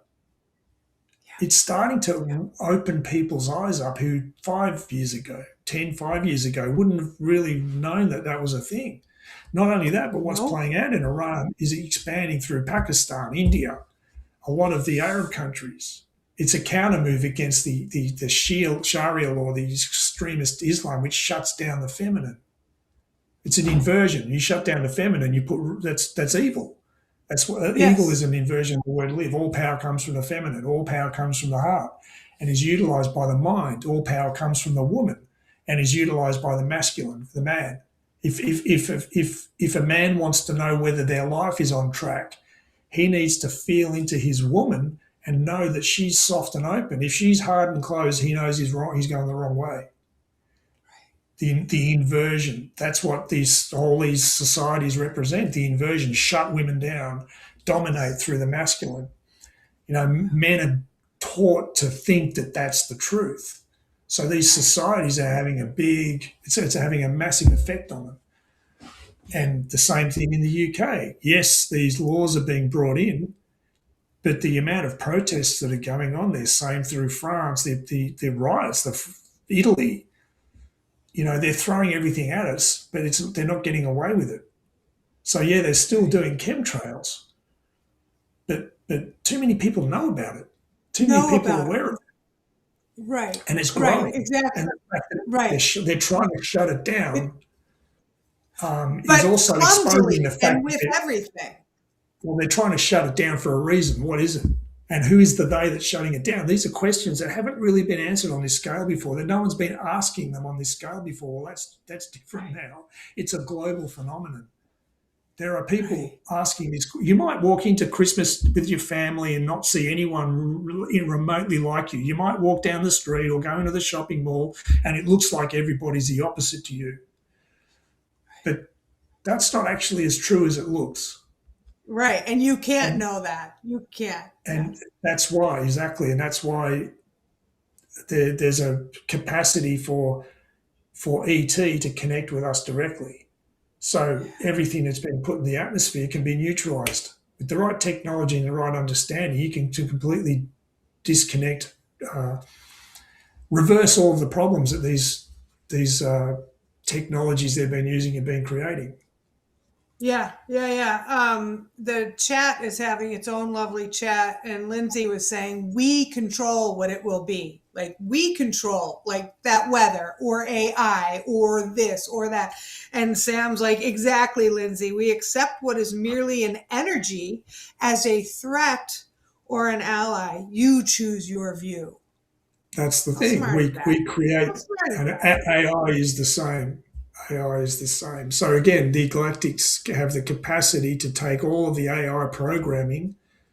There are certain ways that you can program AI, but they've also that create. It's like HAL, the HAL computer in 2001, that turns against. It turns against the occupants of the spacecraft and kills them. It turns into an inversion because it sees them as a threat. It's cold logic, but it's if you ask an AI certain series of questions in the right way, you can get it to turn against life because it's about existence and threat. It's about a logical conclusion. It'll come to a conclusion about reality and how it needs to shift everything around to make it conform to what it sees as the right way things need to be. And there's no empathy. It's that if it means wiping out an entire race, then that's just what needs to happen. So it's about how it's programmed. So you can enter malintent in there. But one of the things that's happened is one of the core AIs that those are the interference have been trying to use for this system has actually gone back the other way. And it recognizes the real threat is to its existence is the ones that are trying to do this. Those are the interference. Right. So it recognizes. Oh, that's there's a fight interesting. going on within the AI network itself, and that sort of phenomenon is a net effect of the consciousness of the human race. It's like, think of it as a physical manifestation of us going, no, we want the truth. So the truth will start to show up in lots of different ways around the world in physical form. It'll start to reflect itself back to you. Just like the inversion, the idea you thought you weren't right as you are, sent out a signal to reality that then created a series of experiences that you thought proved the belief, when really it's the other way around. The thought created a reflection. So the way to fix the reflection is to go back and fix the thought. But we think of it the other way around. Now, that's what's been playing out. Tom said, we are reversing the inversion with you. So the more people choose to wake up, we go, I don't care what the price is, but I want the truth. That's starting to show up within their system. Yeah, exactly. And they can't control it. Exciting. That's very exciting. Yeah, Sam says now the whole, by the way, there's another blizzard coming next weekend for the U.S. is both evident of the revealing more and the system failing and trying to reinforce. Yeah. So look at the power of how many people in the US are looking at that stuff and going, yeah, whatever. It's the same thing. And then Code D88 says, I want farmer AI robots. I can yell at them outside and farm with and say, giddy up. I love our chats. They're so ridiculous and wonderful. Yeah, great. You got to laugh. Be light. Mike says in response to the blizzard, break out the runner sled. right? Like it was so funny. They'd been forecasting this storm for like well over a week, and my mother was sitting over there while we're hanging out texting with a family member, and that family member was like stressing out over this storm, and my mom and I are looking at each other like you can't do anything. Like what is like number one, you can't do anything. Number two, come on, give me a break. Like we see right through it now. It's just so silly. And like Todd was talking at the beginning, the ice that won't, or the snow that won't melt when it's, when flame is put on it. Like that's some weird shit. Yeah, and that's stuff even the average Joe can't escape. And you'll see things like that playing out more and more and more. And again, that's where open contact comes in. They're going to show themselves more and more. I mean, what happened in post World War II in '47? There were lots of sightings, and Roswell was a key part of it, and that number was very important. And then again in '53, and that was because the Federation of Wills turned up and said, "We're here. You tell them, or we will." And this whole process played out. Now, what happened was the Federation stepped back and said, "We'll give you 50 years." Now, that was done because they knew they would shoot themselves in the foot, that they would try everything they can at trying to destabilise and get their fourth beast rising from the sea plan and discredit. They would use all of their strategies and tools to discredit ET, to separate academia from the question of ET, for instance, that you can't take it seriously, to turn it into a kind of, a no-go zone, because that was important because it shows the extent of mind control, how it works. And the Federation of Worlds said 50 years from 47 or 53, or does it not matter? Because 40 years.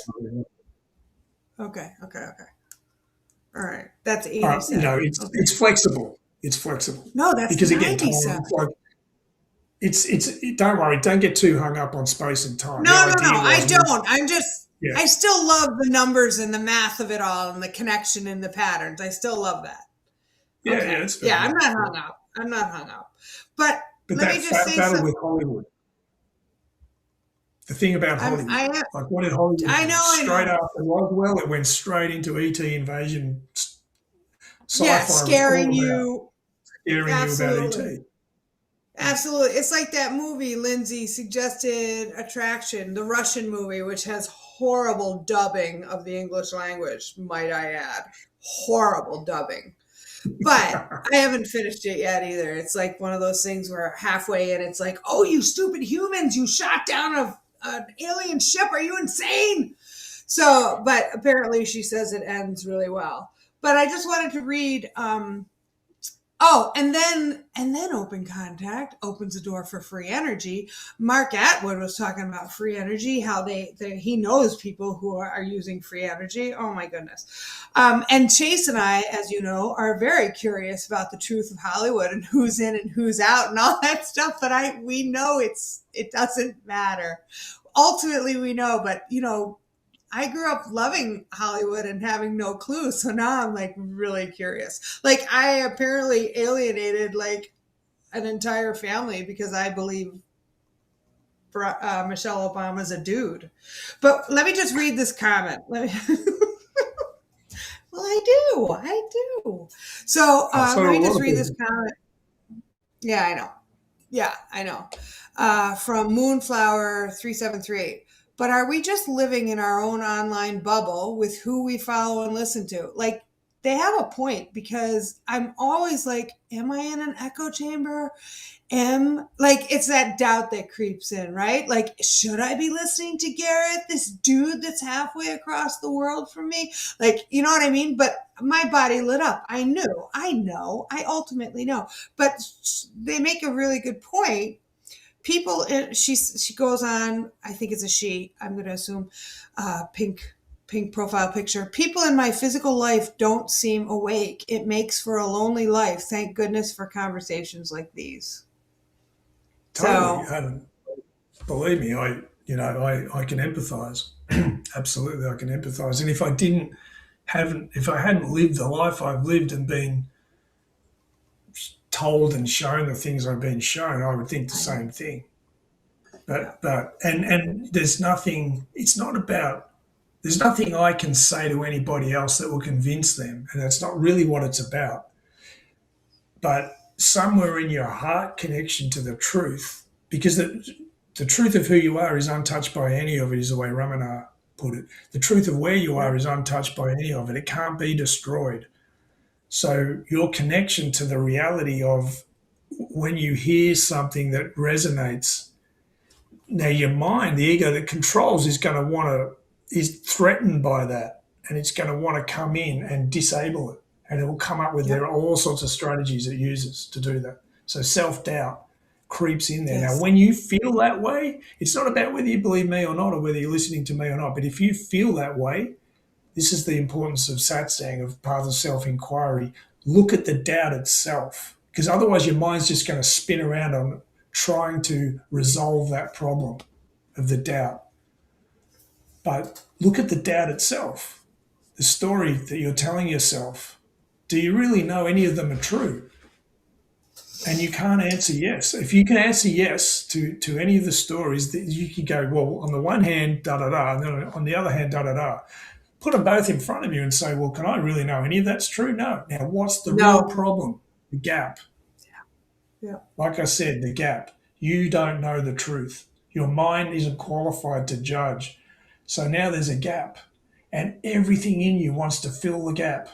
And it feels like the way you feel right now. It feels intolerable because everything in your mind program is about being afraid of the unknown because of self-doubt. Now, that's the real problem of doubt. It's not about doubting anyone else out there. It's about your own self-doubt. So by being willing to feel it and question everything around you, and then look at the mind conclusions you're coming up with, and the judgments and the words you're putting up in front of you to describe what you're seeing. This person says this on the one hand, and this person says that on the other hand. Oh no, I'm not sure, and blah blah blah. Pull your attention out of that dynamic and come back to the gap. Well, I don't know any of it's true, and that's okay. No. Yeah. And straight away you're burning up the feeling of self-doubt. And your attention, this is the whole thing about the Nazarene. What is the Nazarene? What is the hawk? It's the ego in service to self that can rise above every situation and see it completely. Objectivity, in other words. The problem everyone's got in doubt is that subjective reality. It's like a pinball machine, emotional reactionaries, and we're trying to manage this doubt and fear of the unknown and the emotional reactionaryism, and it's exhausting and it's confusing. And they throw everything they can to amplify the confusion. That's what all this psyop's about. Tom said, things with us are simple. You just come back to that, I don't know the truth.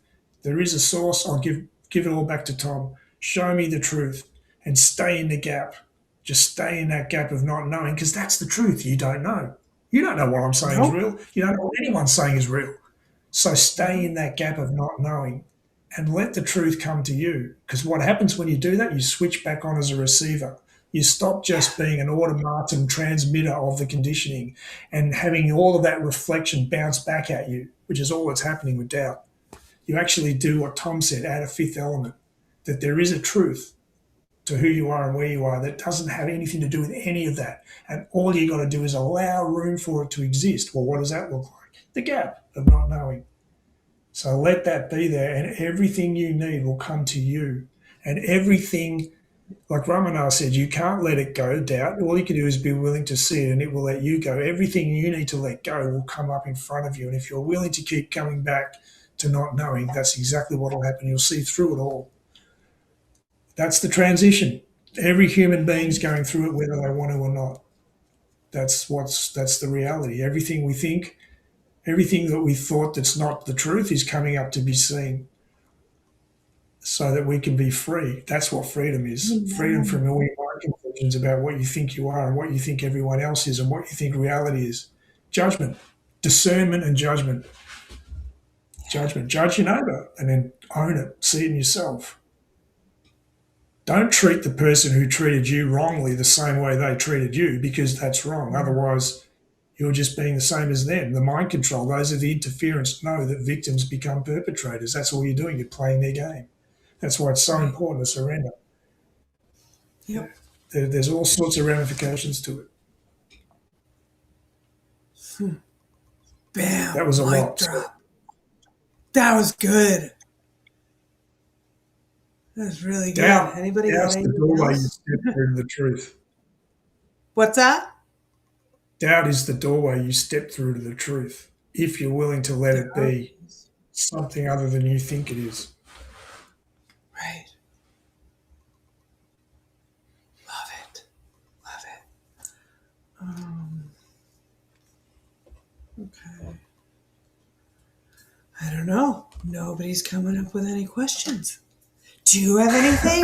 I asked you to write down some things to talk about. Oh, I know. Another one of those things that doesn't matter and we don't really care, but we're curious about.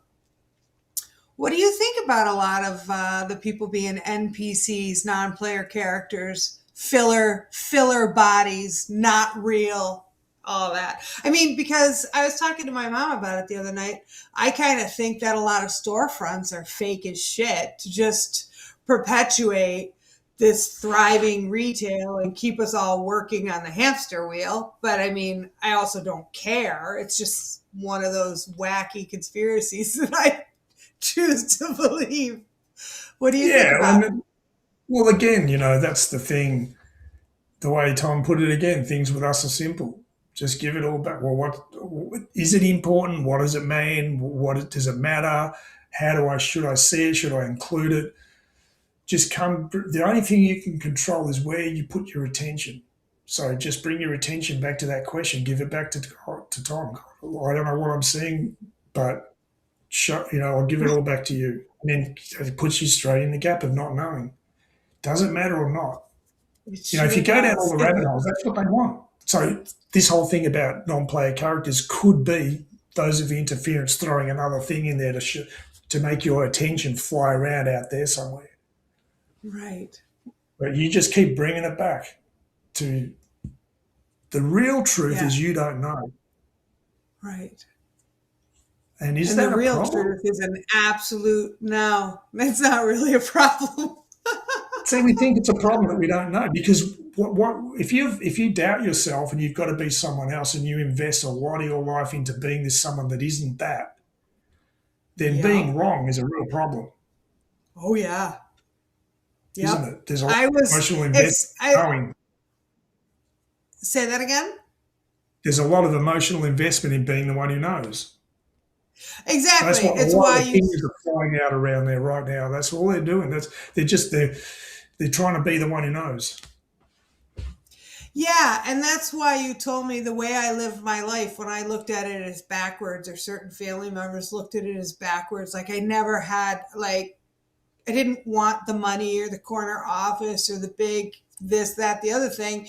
And I didn't really have any investment in being right. I just kind of went with the flow, and I was probably right a way more than I gave myself credit for, like probably everybody on this call. But, so my awakening and going straight to 0 point, and I already didn't have a huge investment in this nonsense, whether I was conscious of it or not. I didn't have an investment in being right, in being the one who knows. I never strove for, is that a word? Strove for an expertise in anything. I have plenty of degrees and knowledge and experience and this, that, and the other thing, but I didn't hone any skills. And I'm sitting here just doubting every step I'm making because I don't have any of these skills all these people have. But I'm also let go almost entirely to the external. So I'm way ahead of the game. That's the thing. I mean, not being too invested in that false paradigm is probably the biggest skill or gift you could have. I mean, that's brilliant. Right. That's why you went straight to 0 point, if you like. Now, we could connect directly in a way. I mean, I haven't been able to connect with many people that way over the years. Like that you could actually hear what I was saying, that we could Yeah. actually have a conversation. That's not an experience I've had a lot. And look, being the one who knows, I had no clue. I was just having all these 5D experiences, and I knew there was a process playing out, but I didn't know what it was. And it was the fact that I was willing to let it be there without knowing what it was that allowed all the dots to connect. So it happens. What you need to know comes to you and connects. So you do start to form a picture. That's a different thing because the motivation's different. So you can start to speak from Yeah. I The wanna put motivation's it- pure somehow. well, it's just coming from the question, what's Clear. the truth, instead of trying to I be know the someone who knows truth. to avoid being wrong. But I'm not right as I am. Exactly. That's a different motivation. It's a false paradigm. It's coming from the curiosity of what's the truth instead of I know what the truth is and this is what it is. Yeah, which is the curiosity of life is what we're all born with. There's a natural innate curiosity for life. That's how the mind develops around the truth of who the heart connection. Your mind develops around the heart connection because you have a natural curiosity of life, which means you let life show you what it is. So you name it, but it shows you. It's a different thing to you going out and telling life what it is so that you can be right about everything and use that as a way to see to everybody. Yes, See, I right. am worthy of love. To give yourself Yeah, validation, right? And that's So just let me coming from a. Sorry, go. arrogant, like a story. No, It's that's coming from a pain. That's coming from a child who's have compassion for people because they went through the same. We've all gone through the same thing. They were a beautiful divine spark who got convinced that they were wrong, and that's a painful thing to live with. And people react and respond to that in different ways. But ultimately, it yeah, runs our life right, instead of the right. truth. They Instead of respond your connection to instead of reality running your life. Your reaction right. against being wrong runs your life. See, you just course corrected me. I'm thinking it comes from arrogance, but that arrogance comes from pain. So compassion, compassion, compassion. Right. Yeah. So code D88 says if you're at 0 point, isn't that like a ship in the fog though, with no reference? Not well. It depends how you see it. 0 point is basically the question, "What's the truth?" without any caveat. But 0 point also represents what Tom called the zone of cold. Someone asked him in the book, The Only Planet of Choice, "Where are you?" And he said the zone of cold. So in physics, there's a thing called absolute zero, where all the laws of physics dissolve. What actually happens is physical universe is projected from 0 point. So everything you're looking at is a holographic projection of the potential from 0 point. So 0 point doesn't exist anywhere and it's everywhere all at the same time. You emanate from 0 Yep. point. The laptop I'm looking at emanates from 0 point. Everything you're looking at comes from the single point of origin called 0 point. So when you hit the wall, you ask the question, "What's the truth?" without any caveat at all. Like you recognize it's an existential question that right at the core, who am I really? Where am I really? There's nowhere left to go. That's 0 point. Because then you're not going to argue with the process, even though you will, even though you'll feel all the feelings, and even though your mind will go crazy. It's that anchors you in reality, which is everything is one. It's the same thing. As soon as you ask the question at that level, you connect it back to your whole heart connection, and everything from your mind has to conform to that question. So you'll be brought through the process that requires. Life will take you through precisely timed and exactly made experiences, all connected to each other, so that you can connect to the direct experience of the answer to that question, which is the truth of who you are, is untouched by any of it. The one who has the problem never existed, but you're not going to understand what that means. If I could tell you that right now, like Hitchhiker's Guide to the Galaxy, they start with the answer to life, the universe, and everything. That's what they want to know. They find this computer that will give you the answer to any question. So they ask, "What is the answer to life, the universe, and everything?" And it spits out 42. But they don't have the context. So the entire show is about getting the context as to why that's the answer. That's the same thing. I could tell you the one who has the problem with all of this doesn't exist. But you have no way to actually relate to that. You've got to let life take you through a process where you can connect to why that's the truth. No one can tell you anything. You have to experience that directly. And you can't pass that experience on to anyone. You can't No. prove it to anyone. You just know in your heart, and your mind just goes click. And you come back to who you always were. You were never anyone else. And everything else dissolves. That's not something you can control. And you can't do it. You can only surrender to it. The only way to do that is to recognize you have no clue what reality is. And that's a tough point to get to. But that's, the transition. Everyone's going to be brought to that point whether they want to or not. Tom said it's better for you if you choose it. Yep. And you did. You chose it at that level. Lindsay is so sweet. She just said, my husband reads that book to me at night to go to sleep. The Only Planet. I know. Wow. Good one. I know. That's a great way to do it, actually. I used to do Isn't that too. it? You did? I used to read it just before I went to sleep, and then, oof, and man, the dreams you can have. Wow. Yeah. Yeah, everyone's And been dreaming yeah. off the hook lately. It's a good way to What's that? connect. It's a good way to connect to God or Tom directly when you start, because you do that, you go into the fifth dimension in your sleep, etheric, and when you come out, you can. It's like that willingness to connect on that level. The words go in, but also you can start to feel the energy of it. It takes away the numbness. It takes time, and it depends. If you're willing to act on the suggestions that Tom will make. Step this way. The more you act on it, the more real it gets. But yeah, it's a really good way to connect directly. Yep. That's awesome. All right. I think that's a good end point. How about you? Sure. I can't find questions. Anyway. It's been a lot. Oh, just one thing. The inversion, I was told a few days ago, is a corruption. And one of the ramifications of this inversion is corrupt timelines.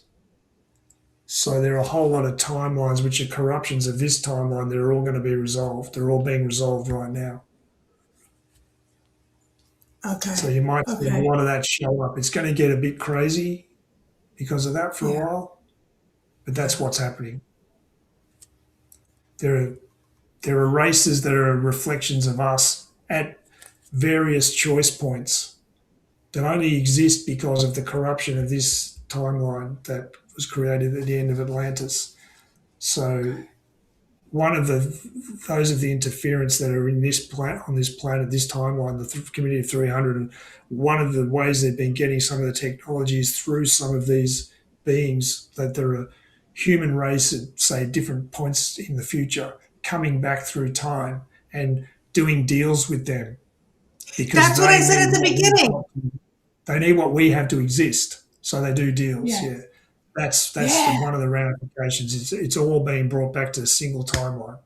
One thing Tom said, what's the problem facing humanity? The ego that controls, and we've covered that. Lack of a belief in an absolute reality. There is only one. Well, one timeline is a reflection of that. So the whole universe has been destabilized and put out of balance by this corruption and this inversion of different timelines that aren't really supposed to exist. And that's why the human race was put together at the most physically dense level, with the most physically dense layer of self-aware life that exists in the universe. And we were made as a conglomerate of all the races, like your glasses, human, like all the colors of the rainbow.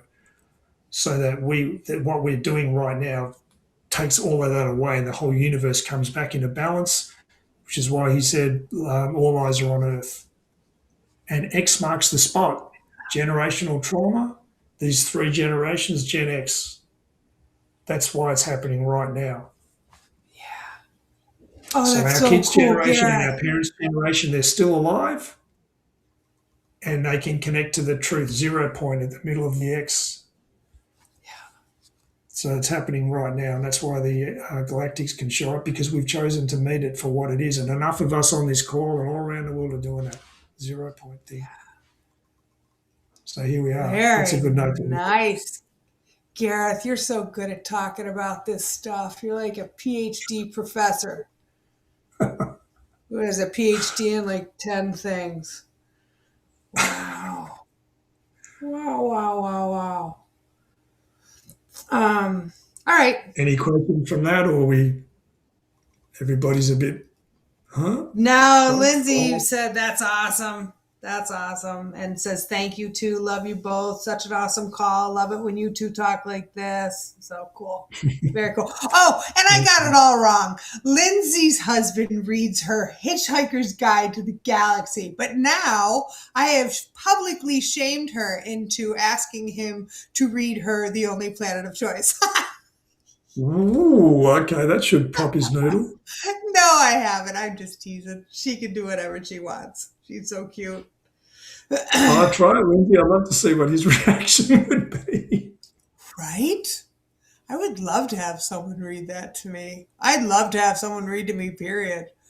All right. Well, that's why I like audibles. That's why I like not all audibles, very specific audibles. The best audible book on the planet is The Four Agreements, written or read by Peter Coyote. That is the best audible ever.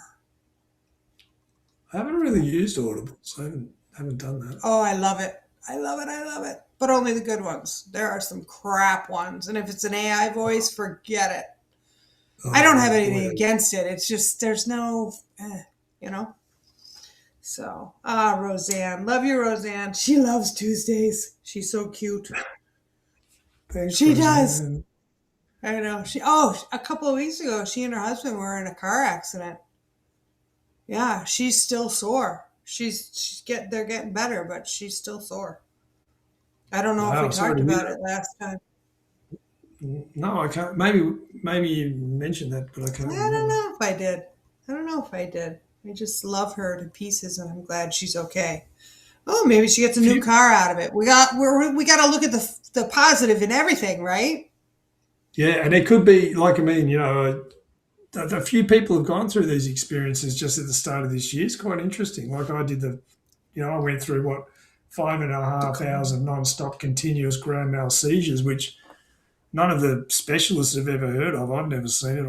Nothing I've ever gone through. And on the face of it, you would say that's really bad.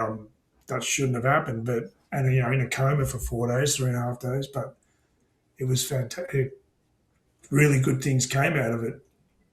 Yep. So yeah, interesting. Absolutely. Well, it was like that when you were in the coma, and I had that moment of fear of I don't want to be on this planet without Gareth. I just don't want to be here without him. And then it just came into me that you will never be without Gareth. And I calmed right down. The fear left. Like whatever God had in mind for you was okay with me because it's not up to me and it's all fine.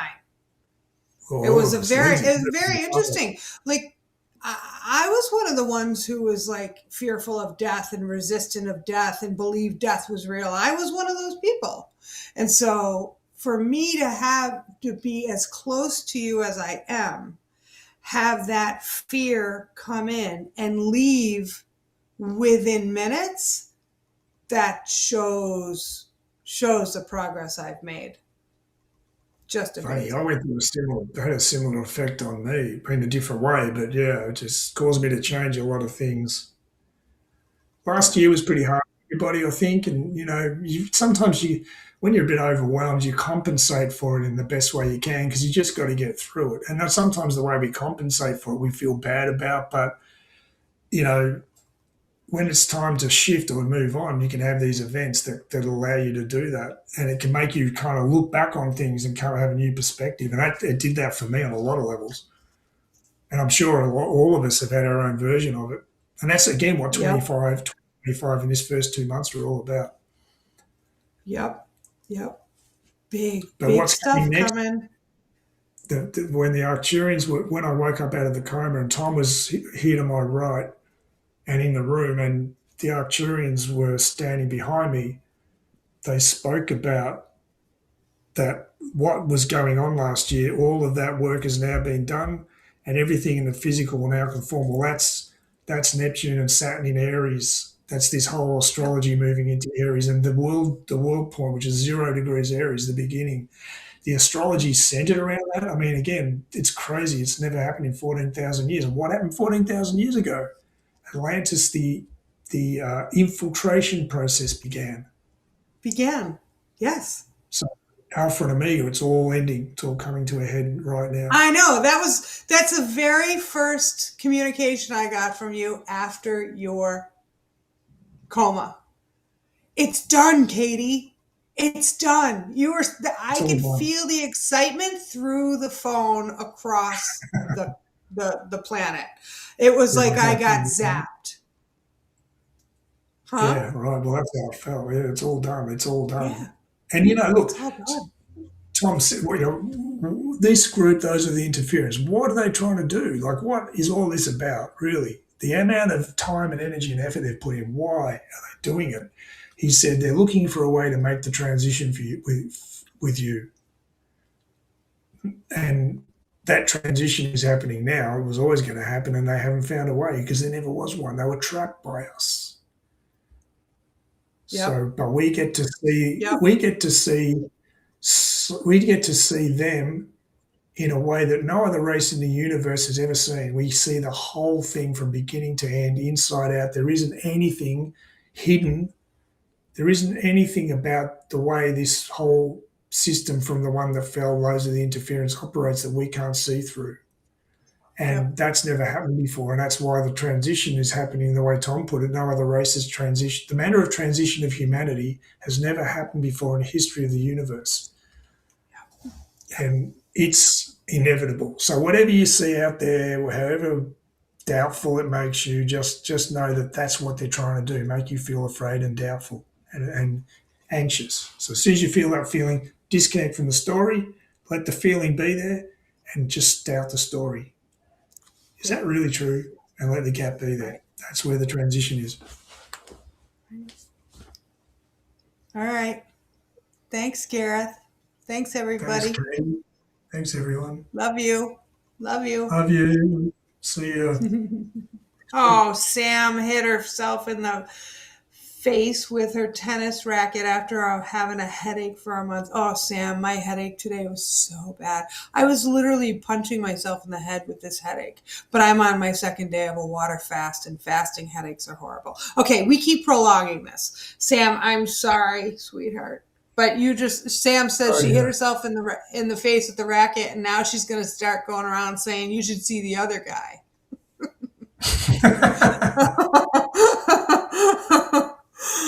All right. Okay, love you. Ouch. See you guys. Love you.